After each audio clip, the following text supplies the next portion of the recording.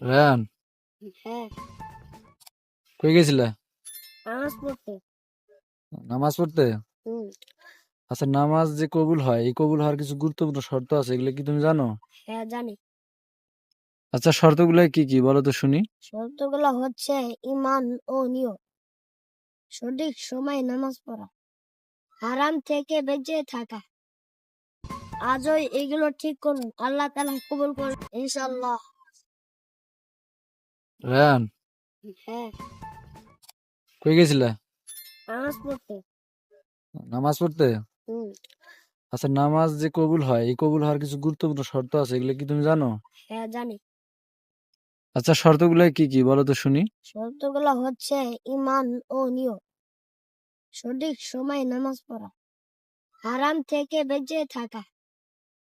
আজই এগুলো ঠিক করুন, আল্লাহ তাআলা কবুল করুন ইনশাআল্লাহ।